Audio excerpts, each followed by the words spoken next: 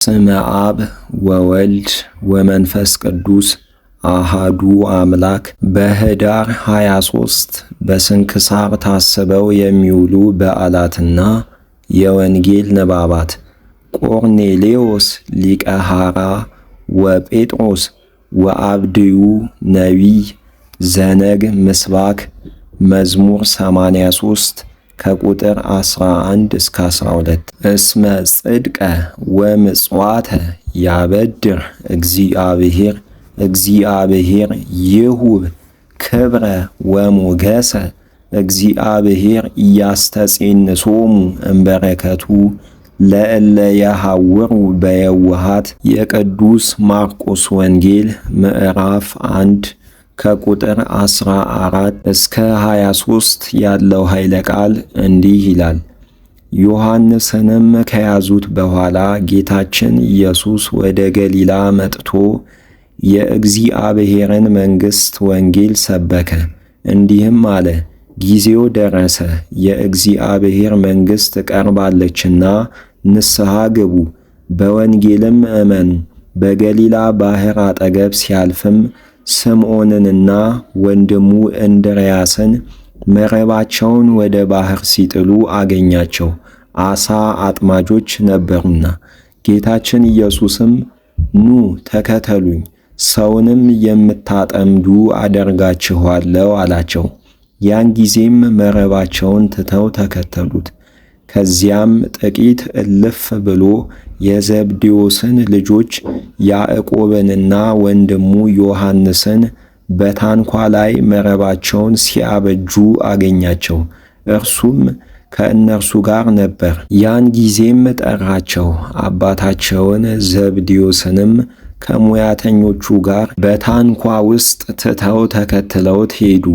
ወደ ቅፍርናሆምም ሄዱ። ወዲያውም በሰንበት ወደ ምኵራብ ገብቶ ያስተምራቸው ጀመረ።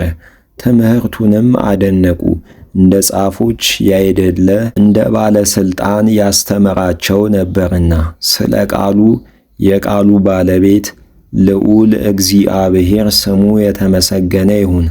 የሐዋርያው የቅዱስ ጳውሎስ መልእክት ወደ ዕብራውያን ሰዎች ምዕራፍ 11 ከቁጥር 32 እስከ ፍጻሜ ያለው ኃይለ ቃል እንዲህ ይላል። እንግዲህ ምን እላለሁ? ስለ ጌዴዎን፣ ስለ ባርቅ፣ ስለ ሶምሶን፣ ስለ ዮፍታሔ፣ ስለ ዳዊት፣ ስለ ሳሙኤልና ስለ ሌሎች ነቢያት እነግራችሁ ዘንድ ጊዜ አጭር ነው።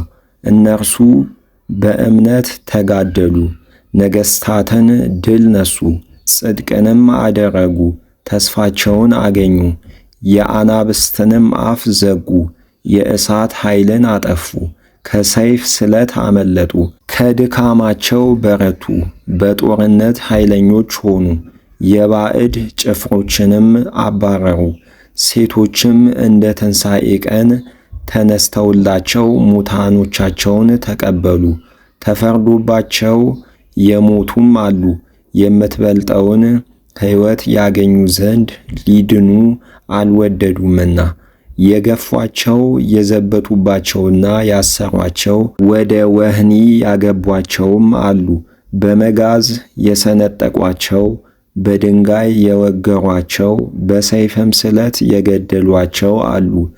ማቅ ምንጣፍና የፍየል ሌጦ ለብሰው ዞሩ፣ ተጨነቁ፣ ተቸገሩ፣ መከራ ተቀበሉ፣ ተራቡ፣ ተጠሙም።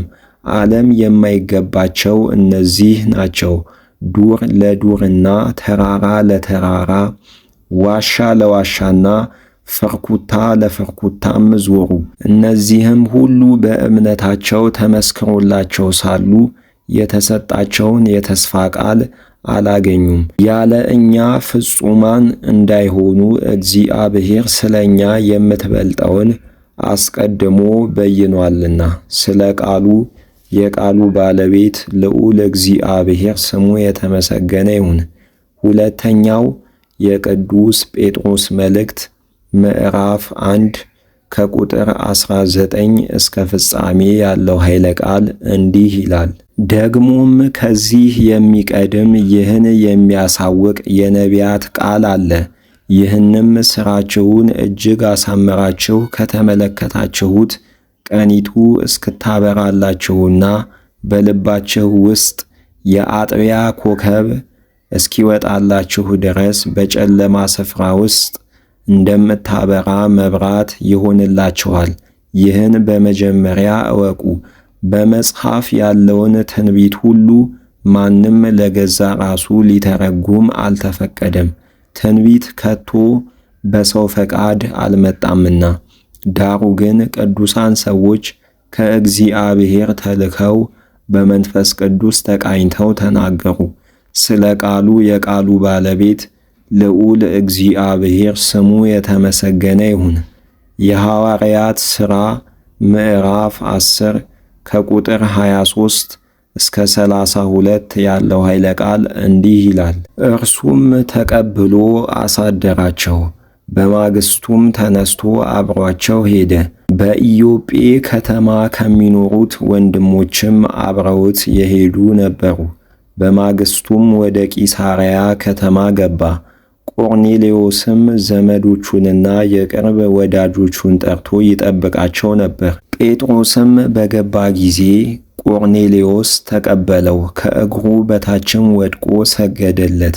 ጴጥሮስም ተነስ፣ እኔም እንዳንተው ሰው ነኝ ብሎ አነሳው። ከእርሱም ጋር እየተነጋገረ ገባ። ወደ እርሱም የመጡ ብዙ ሰዎችን አገኘ።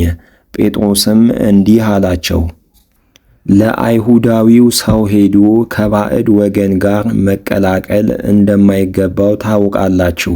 ለእኔ ግን ከሰው ማንንም ቢሆን እንዳልጸየፍና ርኩስ ነው እንዳልል እግዚአብሔር አሳየኝ። አሁንም ስለላካችሁብኝ ሳልጠራጠር ወደ እናንተ መጣሁ። በምን ምክንያት እንደጠራችሁኝ እጠይቃችኋለሁ። ቆርኔሌዎስንም እንዲህ አለው፣ የዛሬ 4 ቀን በ9 ሰዓት በዚች ሰዓት በቤቴ ስጸልይ የሚያንጸባረቅ ልብስ የለበሰ አንድ ሰው በፊቴ ቆሞ ታየኝ። እንዲህም አለኝ፣ ቆርኔሌዎስ ሆይ በእግዚአብሔር ፊት ጸሎትህ ተሰማ፣ ምጽዋትህም ታሰበልህ። ስለ ቃሉ የቃሉ ባለቤት ልዑል እግዚአብሔር ስሙ የተመሰገነ ይሁን። ምስባክ መዝሙር 138 ከቁጥር 17 እስከ 18 ወበሃቤየሰ ፈድፋደ ከቡራን አይረክቲከ እግዚኦ ወፈድፋደ ጸኑ እምቀደምቶሙ እኍልቆሙ እምሆፃ ይበዝሁ። የቅዱስ ማቴዎስ ወንጌል ምዕራፍ 10 ከቁጥር 32 እስከ ፍጻሜ ያለው ኃይለ ቃል እንዲህ ይላል። በሰው ፊት ለሚመሰክርልኝ ሁሉ እኔም በሰማያት ባለው አባቴ ፊት እመሰክርለታለሁ። በሰው ፊት የሚክደኝን ግን እኔም በሰማያት ባለው አባቴ ፊት እክደዋለሁ። በምድር ላይ ሰላምን ለማምጣት የመጣሁ አይምሰላችሁ፣ ሰይፍን እንጂ ሰላምን ለማምጣት አልመጣሁም። ወንድ ልጅን ከአባቱ ሴት ልጅንም ከእናቷ ምራትንም ከአማቷ ልለይ መጥቻለሁ። ለሰውም ጠላቶቹ ቤተሰቦቹ ይሆኑበታል። ከእኔ ይልቅ አባቱንና እናቱን የሚወድ ለእኔ ሊሆን አይገባውም። ከእኔም ይልቅ ወንድ ልጁንና ሴት ልጁን የሚወድ ለእኔ ሊሆን አይገባውም።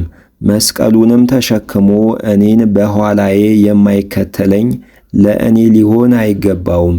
ነፍሱን የሚያገኛት ያጠፋታል፣ ነፍሱንም ስለ እኔ የሚያጠፋት ያገኛታል።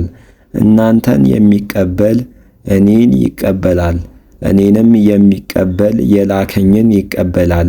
በነቢይም ስም ነቢይን የሚቀበል የነቢይን ዋጋ ይቀበላል።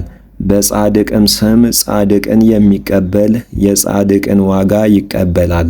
ከእነዚህ ከታናናሾቹ ለአንዱ በደቀ መዝሙሬ ስም ቀዝቃዛ ጽዋ ውሃ ብቻ የሚያጠጣ እውነት እላችኋለሁ ዋጋውን አያጣም። ስለ ቃሉ የቃሉ ባለቤት ልዑል እግዚአብሔር ስሙ የተመሰገነ ይሁን።